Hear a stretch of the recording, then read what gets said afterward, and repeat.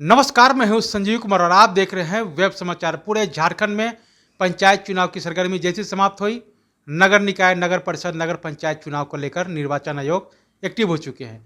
सरकार का प्रस्ताव है कि इस बार चुनाव दोनों को साथ में कराया जाए। कारण यह है कि कई ऐसे जिले हैं जहाँ पे जिनका कार्यकाल, जो वार्ड पार्षद हैं उनका कार्यकाल 2020 में समाप्त हो चुका है और कई ऐसे जिले हैं जिनका कार्यकाल 2023 में समाप्त होना है। बहरहाल सरकार इस पे विचार कर रही है कि नवंबर दिसंबर में दोनों को साथ में चुनाव करा लिया जाए। बहरहाल ये तो सरकार की बात है। तो अभी हम आए हुए हैं हजारीबाग में नगर निगम पहले था, नगर परिषद था, अब वो नगर निगम के रूप में हो गया है। तो अभी हम आए हुए हैं अनिल प्रसाद जी के पास, वार्ड नंबर 4। तो इनसे जानते हैं कि जब जनता ने इनको 5 साल के लिए मौका दिया तो इन 5 सालों में इनके द्वारा क्या कुछ डेवलपमेंट यानी विकास का काम किया गया, कितने लोगों को प्रधानमंत्री आवास योजना, शौचालय, राशन कार्ड, पेंशन, सड़क, नली गली सहित ऐतिहासिक काम, कोरोना काल में कैसे लोगों को मदद किए और आगे की क्या रणनीति है। इस बार उप महापौर जो है उसका चयन जो है पार्षदों के द्वारा ही चयन किया जाएगा। पिछले बार ये हुआ था कि पार्टी बेसिस पे मेयर और डिप्टी मेयर का चयन हुआ, लेकिन इस बार पार्षदों के द्वारा चयन किया जाएगा। तो इनका क्या कुछ मत है और कुछ पॉलिटिकल सवाल जवाब किए जाएंगे। द्रौपदी मुर्मू अग्निपथ योजना, 1932 खतियान और मानदेय को लेकर, पेंशन को लेकर, और जब से झारखंड राज्य का गठन हुआ तब से कई मुख्यमंत्री आए और गए, आपकी नज़र में बेहतर कौन। तो पहले तो आपको वेब समाचार में बहुत बहुत स्वागत करते हैं। नमस्कार। अच्छा, ये बताइए अनिल जी कि जनता ने जब आपको 5 वर्ष का समय दिया, क्या कुछ डेवलपमेंट एंड विकास का काम हुआ? देखिए, हम हज़ारीबाग नगर निगम के इकलौता पार्षद हैं जो कि अब तक हमने 5,81,00,000 की योजनाएं जो कि लगभग 4.5 वर्ष में मैं पूर्ण कर चुका हूं। और ये 4.5 वर्षों में हमने लगभग अपने वार्ड की जो गलियां हैं और नालियां हैं उसको व्यवस्थित करके उसको बनवाया है। दूसरा, हमने लगभग 1.5 करोड़ की योजना से एक चिल्ड्रन पार्क का निर्माण किया है और एक शादी विवाह के लिए वार्ड विकास केंद्र के लगभग 32 लाख की योजना से उसे पूर्ण किया है। और बहुत सारे काम हैं, जैसे कि वो हमारा जो वार्ड जो है आपका हज़ारीबाग का 10 वार्डों को मिलाकर मेरा एक अकेला वार्ड है, सबसे बड़ा वार्ड है। क्षेत्रफल की दृष्टि से, पॉपुलेशन की दृष्टि से आप हमारे वार्ड में जैसे कि झील चले जाइएगा, वहाँ पर हमने शेड का निर्माण किया है और उसके बाद है वहाँ पर सारे पोलों में आपकी लाइटिंग की व्यवस्था की है सारे। और उसके बाद जैसे कि उसमें साफ़ सफाई पर मैंने विशेष ध्यान दिया है। जी बताइए, तो इस दौरान जो आपने सड़क, नली गली, स्ट्रीट लाइट, तालाब, पार्क बनवाने का काम किया, तो गरीब गुरुओं के लिए प्रधानमंत्री आवास योजना, शौचालय, राशन कार्ड, पेंशन कितने लोगों को बना?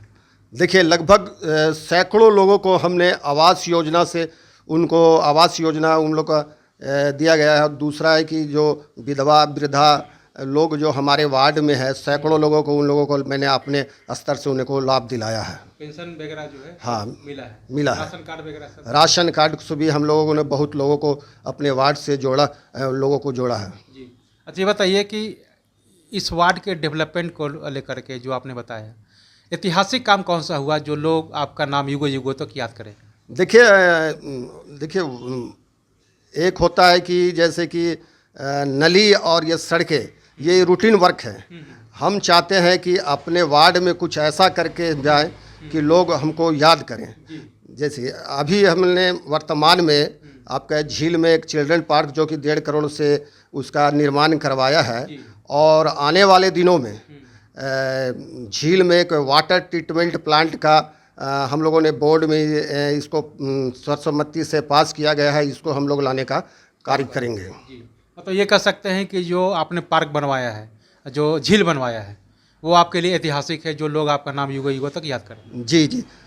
अभी वर्तमान में झील में जो आपको कभी रात में वहाँ जाइए, रात में आप वहाँ हमारे ये जो कि हज़ारीबाग का एक हृदय स्थली है, वहाँ जब जाएंगे तो आपका मन प्रफुल्लित हो जाएगा। पूरे शहर के लोग वहाँ पर स्वास्थ्य लाभ लेने के लिए आते हैं। जी बिल्कुल मैं जाऊँगा वहाँ पर निरीक्षण करके और वहाँ का कुछ लोगों से मैं बात करूँगा कि ये किनके सौजन्य से बना, किनके नेतृत्व में बना।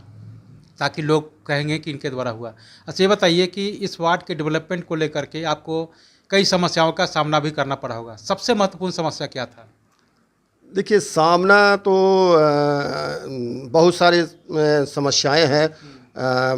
अभी भी बहुत ये है कि जो कि हमारा जो वार्ड है, अभी पिछला चुनाव में वो पंचायत था, अभी नगर निगम में उसको सम्मिलित किया गया। अभी भी कुछ कुछ जगह जो है, जो कि वहाँ पर सड़कें और नालियों का निर्माण किया जाना है, उसमें हम बहुत हद तक सफल भी हुए हैं। हाँ जी। अच्छा बताइए कि तो मतलब नालियों का निर्माण, सड़कों के निर्माण में थोड़ा सा समस्या आता है कि भाई मैं ज़मीन नहीं दूंगा जब तक मुआवजा नहीं मिलेगा, लेकिन ये सरकारी काम है, बेहतर काम है, आपका क्षेत्र भी डेवलप होगा, विकास होगा, तो इस तरह की समस्याएं आती हैं। अच्छा इस बार ये बताइए कि आगे की क्या रणनीति है? आप अगर जनता आपको दोबारा से पार्षद के रूप में चयन कर लेते हैं, ड्रीम प्रोजेक्ट क्या होगा? देखिए, हमारे वार्ड में सड़कें मेन है कि जो ग्रामीण क्षेत्र जो हमारे वार्ड से जुड़ा हुआ है, वहाँ मेन है कि हमको वहाँ पर प्राथमिकता के आधार पर वहाँ सड़कें का निर्माण करवाना। हम इसको ज़्यादा से ज़्यादा मैंने ये करेंगे कि कम से कम वहाँ पर सड़कें बन जाए, लोग आने जाने की सुविधा लोगों को मिल पाए। जो आपके जी वार्ड जी में ग्रामीण क्षेत्र आते हैं जी वहाँ जी पे, जी तो सड़क नाली गली का व्यवस्था हो जाए, स्ट्रीट लाइट वगैरह। जी। स्ट्रीट लाइट तो मैंने अभी लगभग 300 स्ट्रीट लाइटों का वाधिपास्तन किया है। अपने वार्ड में 300 स्ट्रीट लाइट लगी है। मार्क्स लाइट का हमने भी एथी लगवाया है। और उसके बाद जहाँ पर आपका 220 का वायर नहीं गया है, वहाँ पर हमने आपका सोलर लाइट का भी हम लोगों ने वहाँ पर लगवाया है। जी बताइए, कोरोना काल में आपने कैसे लोगों को मदद किया? देखिए, कोरोना काल में आप शहर के लोग ही बताएंगे, क्योंकि मैं कोरोना काल में बहुत ही सक्रिय था। जैसे कि आपका लॉकडाउन, जो 21 दिनों का लॉकडाउन हुआ, उसमें जो बाहर से जो श्रमिक लोग वापस आ रहे थे, उन लोगों को हमने सड़क पर खड़ा होकर उन लोगों को नाश्ता पानी का व्यवस्था किया। उसके बाद जो लोग क्वारंटाइन में थे, उसको हम लोगों ने लगभग महीना 1.5 महीना तक उन लोगों का नाश्ता की व्यवस्था की है। और दूसरा, जो हमारे वार्ड में जिन लोगों का राशन कार्ड नहीं बन पाया था, वैसे लोगों को चिन्हित करके हमने लगभग 1000 लोगों को 1 बोरी चावल और 5 केजी दाल और 5 केजी आलू का वितरण किया। और बीच बीच में फिर भी उन लोगों को लॉकडाउन बढ़ने के उपरांत फिर उन लोगों को आपका चावल और दाल की जो अनाज की व्यवस्था हमने की है। और दूसरा, बहुत सारे वैसे भी हमारे वार्ड में लोग थे जो कि संपन्न परिवार से थे, वो भी बहुत परेशानी में थे। हमने अपना नंबर जारी किया था और उन लोगों का पहचान को छुपाते हुए हमने उनके घर में जाकर आपका कच्चा रसोई पहुंचाने का भी काम किया। तो आप सही बात कहे हैं कि इसमें गरीब गुरबे लोग तो जान रहे थे कि वो तो डेली बेच कमाने खाने वाले हैं, वो लोग तो सामने आ जाते हैं। लेकिन कई ऐसे परिवार जो हैं जो न सामने आ सकते हैं, न बोल सकते हैं कि इस तरह की समस्या है। तो बहुत ही अच्छा आपने काम किया है। और आपके ही मतलब ज़िले में नहीं, हम लोग जहाँ भी जा रहे हैं, चाहे वो रांची हो, खूंटी हो, गुमला हो, लोहरदगा हो, सब जगह ऐसी ऐसी समस्याएं आए हैं। जो मिडिल क्लास के लोग, जो हायर मिडिल क्लास के लोग हैं, जो अपने आप को प्रेजेंट नहीं कर सकते हैं, बता नहीं सकते हैं, लेकिन वो लोग किस तरह से कष्ट में थे और पार्षदों के द्वारा उन लोग को मदद किया गया। अच्छा ये बताइए कि अगर इस बार उप महापौर का जो चुनाव होने वाला है, पार्षदों के द्वारा चुना जाएगा, अगर जनता आपको दोबारा से मौका दे देती है, तो क्या आप उप महापौर के लिए फाइट करेंगे? देखिए, अब जब हम निर्वाचित होकर जाएंगे तो उस समय इसका हम लोग निर्णय लेंगे। उस समय देखा। हाँ, उस समय देखा। अच्छा बताइए कि जब से झारखंड राज्य का गठन हुआ, तब से कई मुख्यमंत्री आए और गए। आपके नज़र में बेहतर मुख्यमंत्री कौन, काम के मामले में, चाहे वार्ड की डेवलपमेंट की हो या राज्य की बात हो? बेहतर मुख्यमंत्री इसमें थोड़ा अभी तक तो मुझे नहीं लग रहा है कि अभी तक है जो झारखंड में जितने भी मुख्यमंत्री बने हैं, वो बहुत बेहतर काम किए हैं, बेहतर काम, मतलब सामान्य काम किए हैं। सामान्य काम, तो कोई ऐसा नहीं है कि जो बेहतर काम करे आपके नज़र में? फिलहाल कोई नहीं है। अच्छा ये बताइए कि झारखंड के पूर्व राज्यपाल हैं द्रौपदी मुर्मू, उनको एनडीए ने उम्मीदवार बनाया है राष्ट्रपति के लिए। आदिवासी समाज से आते हैं, हालांकि वो उड़ीसा की रहने वाली हैं। कैसा लग रहा है आपको? देखिए, हम लोग तो उतना ऊपर नहीं जा सकते, लेकिन फिर भी ठीक है। चूँकि झारखंड में, कैंडिडेट तो झारखंड से ही है। हाँ, दोनों कैंडिडेट झारखंड से ही हैं। और हजारीबाग से कहीं तो हाँ, हजारीबाग से यशवंत सिन्हा जी भी हैं। हाँ। और उसके बाद है आपके द्रौपदी मुर्मू, जो आपकी झारखंड की राज्यपाल रही हैं। दोनों बेहतर हैं, अब जो राष्ट्रपति बन जाए जो सबका भी समर्थन राष्ट्रपति आपको हों। रहेगा। अच्छा ये बताइए कि अग्निपथ योजना को लेकर क्या सोचते हैं?